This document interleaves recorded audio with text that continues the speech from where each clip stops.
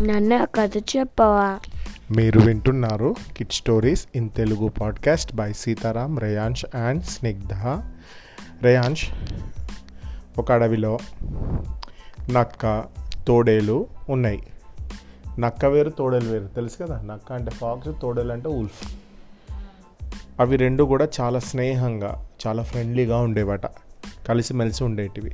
ఆ అడవిని ఆనుకొని ఉండే గ్రామాలకు ప్రతిరోజు వెళ్ళి దొంగతనంగా ఆహారాన్ని సంపాదించడం మొదటి నుంచి వారిద్దరికి కూడా అలవాటు. ఆ రెండిటికి కూడా ఏం అలవాటు అంటే దొంగతనం చేయడం అలవాటు. ఎంత తరిమినా అవి మళ్ళీ ఊళ్ళోకే వెళ్తూ అక్కడ దొరికినవి దొంగతనం చేసుకొని అడవిలోకి తీసుకొచ్చేటివి. కోళ్ళను, కుందేళ్లను, పక్షులను అన్నిటిని కూడా అడవి నుంచి ఊర్లోకి వెళ్ళి అక్కడ ఉన్నటువంటి కుందేళ్ళు, పక్షులు అన్నిటిని కూడా తింటూ ఉండేటివి. నక్క, తోడేలు దొంగతనాలకు విసిగిపోయిన ప్రజలు ఎలాగైనా వాటిని బంధించాలని అనుకున్నారు. ఒకరోజు ఏం చేసిందట అంటే, ఈ రెండు కూడా అడవి నుంచి వస్తున్నాయన్న సంగతి వాళ్ళకి తెలిసింది. అవి ఊళ్ళోకి వచ్చినట్టు తెలుసుకొని వాటిని తరుముకుంటూ అడవి లోపలి వరకు వెళ్ళిపోయారట. వాళ్ళు ఎంతకు వదిలేలా కనిపించకపోవడంతో ఏం చేయాలో అర్థం కాక తెలివిగా మృగరాజు గుహ వైపు వెళ్ళాయి. వాటి అలకిడి అంటే వచ్చే సౌండ్ వినేసి సింహం గుహ నుంచి బయటకు వచ్చింది. కొంతమంది ప్రజలు ఆయుధాలతో కనిపించింది సింహానికి. అది వెంటనే ఒక్కసారి గర్జించింది. ఆ శబ్దానికి భయపడి వచ్చిన వారంతా కూడా వచ్చిన దారిలోనే పారిపోయిండ్రు. అది చూసిన నక్క, తోడేలు కాస్త ఊపిరి పీల్చుకున్నాయి. ఇక నుంచి ఏదైనా ఆపద ముంచుకొస్తే గుహ వైపు వస్తే చాలు అనుకొని లోపలే సంబరపడ్డాయి. మరుసటి రోజే జంతువులన్నిటితో సమావేశం ఏర్పాటు చేసింది మృగరాజు. అడవి మన ఆవాసం, అంటే మనం ఉండే ప్లేస్ అడవి. అడవి బతికితేనే మనం బతుకుతాం. ఆహారం కోసమో ఇంకేదైనా కారణం చేతనో అడవి మనం దాటితే మనుషులు మన నివాసాలపై దాడికి దిగుతారు. ఇక నుంచి మీరెవరూ కూడా గ్రామాల వైపు వెళ్ళవద్దు అంటూ హెచ్చరించింది. ఆ మాటతో నక్క, తోడేలు కూడా బాగా ఫీల్ అయిపోయినాయి. మనుషులు మనకంటే తెలివైన వాళ్ళ, నేను కనుక ప్లాన్ వేసిందంటే తిరిగే ఉండదు అంటూ తోడేలుతో గొప్పగా చెప్పింది నక్క.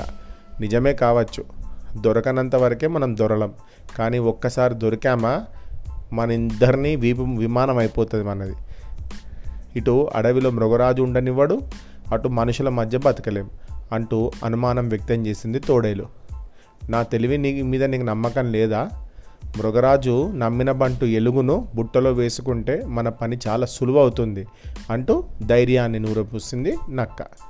సమావేశం నుంచి నెమ్మదిగా తన నివాసానికి వెళ్తున్న ఎలుగుబంటిని ఒక చెట్టు దగ్గర ఈ రెండు కూడా ఆగి, ఓ ఎలుగు మిత్రమా, తోడేలు బావకు చెరుకు గడలు తినాలని చాలా కోరికగా ఉందట, కానీ మంచి రుచిగల ఈ చెరుకు గడలు ఎక్కడుంటాయో నాకు తెలియదు, అందుకే వచ్చి నిన్ను కలిశాం అంది నక్క. అవునవును అంటూ మాట కలిపింది తోడేలు. ఆ మాటలకు ఎలుగుబంటి నవ్వి, ఈసారి కనుక దొరికితే ఖచ్చితంగా తీసుకొని వస్తాలే మిత్రులారా అంది. మన ఎలుగు మిత్రుడు మాటకు తిరుగులేదు. ముందు మనం ఈ దగ్గరలో ఉన్న గ్రామానికి వెళ్దాం, చెరుకు తోటలు ఎక్కడున్నాయో వెతికి ఎలుగుబంటికి సమాచారం ఇద్దాం అంది నక్క. అలాగే, అంతలా ముచ్చట పడుతున్నారు కదా, సరే మీరు ముందు వెళ్ళండి, నేను నెమ్మదిగా మీ వెనుక వస్తాను అంటూ భరోసా ఇచ్చింది ఎలుగుబంటి.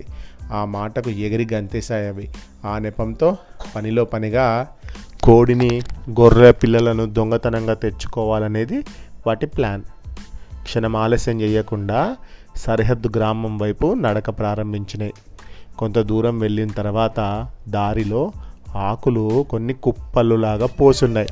తోడేలు మిత్రమా, మన పనులు ముగించుకొని మరలా ఇక్కడే కలుద్దాం, ఎలుగుమిత్రునికి చెరుకు గడల తోటలు కనిపించలేదని అబద్ధం చెప్పేద్దాం అంటూ దాని జిత్తుల మారితనాన్ని ప్రదర్శించింది నక్క. అలాగేనంటూ తలూపింది తోడేలు. ఆ ఎండుటాకుల కుప్ప దాటబోతుండగా ధడేలుమని పడిపోయినాయి. ఆ దెబ్బకు కుయ్యో మొర్రో అన్నాయి. ఏం జరిగిందో వాటికి అర్థం కాలేదు. కొంచెం సేపటికి, అంటే కాసేపటికి చుట్టూ గ్రామస్తులు తవ్విన గోతిలో పడినట్లు వాటికి అర్థమైపోయింది. అరే, ఇప్పుడు మనల్ని రక్షించేదెవరు అంటూ ఆందోళనతో అడిగింది నక్క. ఏమో అనుకున్నాం కానీ మానవులు మనకన్నా తెలివైన వాళ్ళే గోతులు తీశారు మనకు అంటూ మూలుగుతూ నక్కను దెప్పి పొడిచింది తోడేలు. తెలివితేటల గురించి తర్వాత చర్చించుకుందాం. తెల్లవారే వరకు ఇందులోనే ఉంటే ఖచ్చితంగా మనుషుల చేతిలో మనకు చావు తప్పదు. ఎలుగుకి మన గురించి తెలిసేలా అరుద్దామంది నక్క. సరేనంటూ ఆ రెండు గట్టిగా అరవసాగాయి. ఊ అని అరుస్తున్నాయి. ఆ కేకలు విన్న ఎలుగుబంటి అంతటా వెతుక్కుంటూ గొయ్యి వద్దకు వచ్చింది. అందులో పడిపోయిన వాటిని చూసి అయ్యో అంది. ముందు వాటిని బయటపడేసే మార్గం చూడమని ప్రాధేయపడ్డాయి అవి రెండు కూడా. అంతలో ఎలుగు బంటి మెదడులో ఒక ఆలోచన వచ్చింది. గోతి పక్కనే ఉన్నటువంటి చెట్లలో నుంచి ఒక పెద్ద గొట్టం తీసుకొని వచ్చింది. మిత్రులారా, ఆ కొనను గట్టిగా పట్టుకోండి అని చెప్పింది. ఒక బొంగు పెద్ద స్టిక్ తెచ్చింది. అలాగే చేశాయి. ఇంతలో నక్కకి ఎలా బయటపడగలమనే సందేహం వచ్చింది. అది అడిగేలోపు వెదురు కర్రను విడిచిపెట్టింది ఎలుగు. అంతే, ఒక్క దెబ్బకు తోడేలు గాల్లో ఎగురుకుంటూ మృగరాజు గుహ ముందు పడ్డాయి. అక్కడే ఉన్న సింహం గాల్లో ఎగిరే విద్య నేర్చుకున్నారా అంటూ ప్రశ్నించింది. నిజం చెబితే ప్రాణాలకి ముప్పు అని గ్రహించిన రెండు కూడా బాధపడుతూ అవునవును అన్నట్లు తలూపాయి. ఇంకా అక్కడే ఉంటే మరో ప్రశ్న అడుగుతుందేమోనని నెమ్మదిగా అక్కడి నుంచి జారుకున్నాయి.